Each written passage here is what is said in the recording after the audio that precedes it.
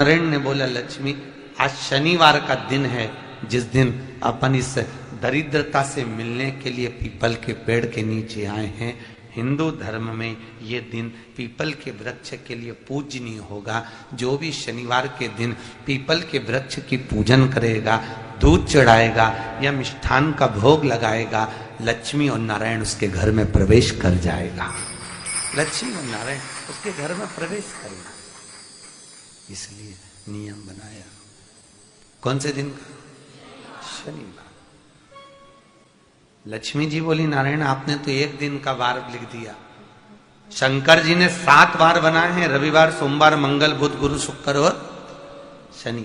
ये शिव जी ने बनाया। अब एक दिन आपने अपना बना लिया, बाकी के दिन अगर कोई इस पीपल के वृक्ष के नीचे आएगा और यहां तो दरिद्रता बैठी है, तो उसका क्या होगा?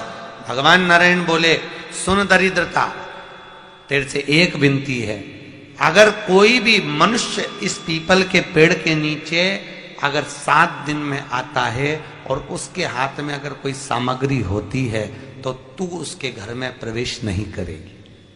नियम है पीपल के वृक्ष का, या तो पानी का लोटा लेकर जाओ, कुंकू का चोपड़ा लेकर जाओ, शक्कर लेकर जाओ, या पेड़ के नीचे चींटी को डालने के लिए आटा ले जाओ, पर खाली हाथ पीपल के वृक्ष के नीचे कभी मत जाओ, कभी नहीं जाओ।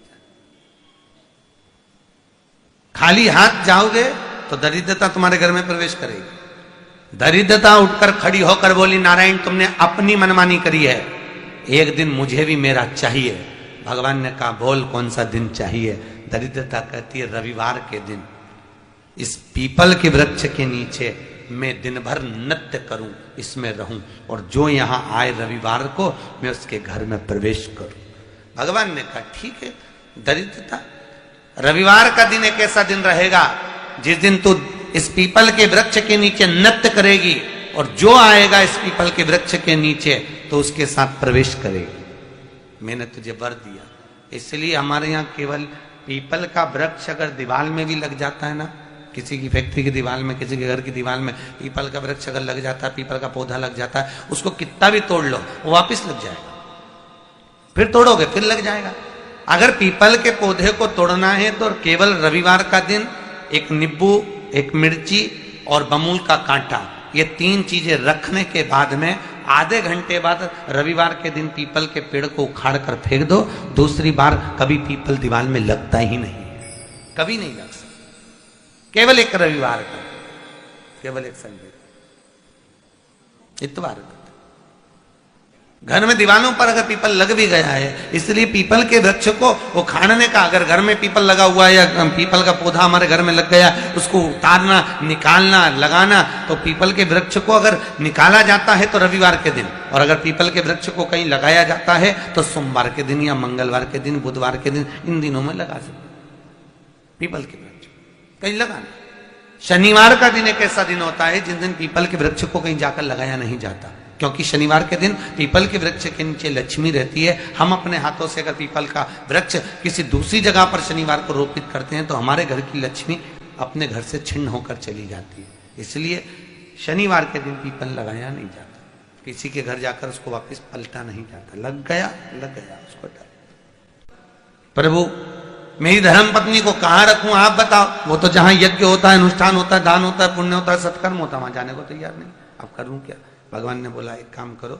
दुर्वासा जी बोले, जिसके यहां रात्रि में बर्तन झूठे पड़े रहते हो, उसके घर में इस दरिद्रता को लेकर तुम प्रवेश कर जाना।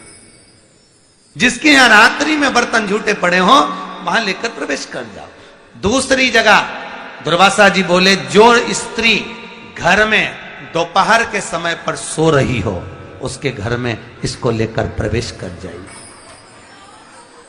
जो स्त्री दोपहर के समय में घर पर सो रही हो, इस दरिद्रता को लेकर प्रवेश कर जाइए। तीसरा, जिसके यहां पर दरवाजे पर कांटे वाले पौधे लगे हों उस घर में इस दरिद्रता को लेकर प्रवेश कर जाइए। दरिद्रता, कितनी सुंदर बात कही है। दाता और विधाता, कौन कौन? दाता और विधाता। लक्ष्मी और दरिद्रता के सगे भाई हैं। कौन कौन? दाता और विधाता। दाता को फिटकरी प्रिय है, विधाता को नमक प्रिय है। ये दोनों हमेशा लक्ष्मी को और दरिद्रता को दोनों को समझाते थे, दोनों में प्रेम बढ़ाते थे।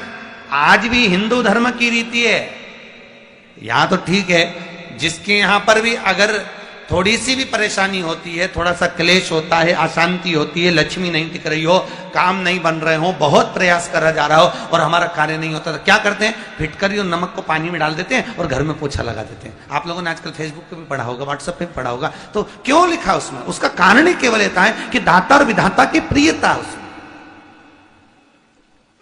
माता ख्याति के जो 4 बच्चे हुए, इसमें जो 2 लड़के हैं, दाता और विधाता, उसकी प्रियता उसकी पूर्णता उस। अब दुर्वासा जी बोले अपनी धर्म पत्नी को वहां लेकर, जहां कांटेदार पौधे लगे हों वहां पर लेकर प्रवेश कर जाइए। कांटेदार पौधों में उस दरिद्रता का निवास हो गया। कितना विचित्र कथा यहां वर्णन करी है। श्रीमद् भागवत के अंतर्गत जो वर्णन किया कि मृत्यु निश्चित है। काशी में जो शिव जी की स्थापना कौन ने करी? काशी में जो शंकर भगवान बैठे उनकी स्थापना करी थी शनि महाराज। किसने करी थी? शनि महाराज ने। क्योंकि भगवान शनि महाराज को उनकी माता के द्वारा श्रापित हो गए और शनि महाराज कांपने लगे। शनि महाराज कांपते कांपते, मैं जाऊं तो जाऊं कहां, करूं तो करूं क्या? महाराज शनि महाराज दौड़े और दौड़कर भगवान भोलेनाथ के पास पहुंचे। हे शंकर, त्रिकालदर्शी, कैलाशी, अविनाशी, कृपा करिए बाबा भोलेनाथ, कृपा करो। क्योंकि दुनिया में 33 करोड़ देवी देवता हैं जिनको शनि लग सकता है, केवल एक किसको छोड़कर? शिव को छोड़कर। राम जी को शनि लगा तो 14 वर्ष वनवास चले गए। कृष्ण को शनि लगा तो मथुरा छोड़कर द्वारका चले गए। शनि लगा। हनुमान जी को शनि लगा तो गुफा में बैठकर राम राम जपना पड़ा। शनि सबको लगता है, केवल शनि नहीं लगता तो एक मेरे महादेव को, मेरे भोले बाबा को नहीं लगता। शंकर के पास में शनि आ गए। शनि ने आकर कहा, भोलेनाथ कृपा करिए बाबा, मैं बड़ा कष्ट में हूं, मैं करूं क्या? बाबा भोलेनाथ ने कहा, जा गंगा जी के तट पर काशी में जाकर एक शिवलिंग की स्थापना कर, उसकी आराधना कर और तेरा शरीर ठीक हो जाएगा, कष्ट नहीं भोगेगा। शनि महाराज ने काशी में जाकर शिव जी की स्थापना करी।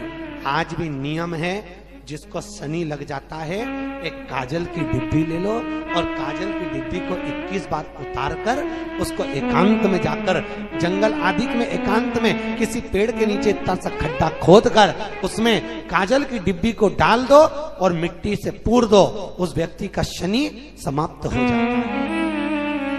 काशी विश्वनाथ का नाम लेकर काजल की डिब्बी को 21 बार उतार कर अगर काशी विश्वनाथ का नाम लेकर शनि वाले व्यक्ति को अगर पेड़ के नीचे दबा दे, शनि समाप्त, शनि उसको परेशान नहीं कर सकता। काशी कितनी मूलता,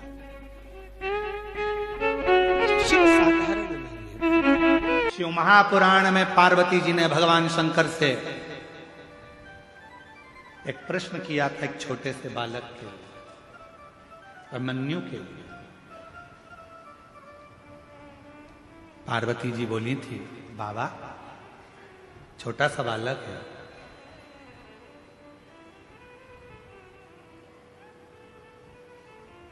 ये छोटा सा बालक है बाबा, इसको पीने के लिए भी दूध नहीं नसीब हुआ, बहुत गरीब है, बहुत गरीब। उत्तराखंड में एक दुधेश्वर महादेव है, दुधेश्वर। छोटे से बच्चे को जब दूध नसीब नहीं हुआ तो मां ने शंकर पर चढ़ा हुआ जल दिया और वो शिव का चढ़ा जल भी दूध बन गया। वो दुधेश्वर नाथ का है। माता पार्वती जी बोल रही हैं बहुत गरीब है, गरीब घर जन्म हुआ है। ऐसे कई लोग हैं संसार में जो कहते हैं कि हम बहुत गरीब हैं, गरीब के घर में हमारा जन्म हुआ है, बहुत गरीब है।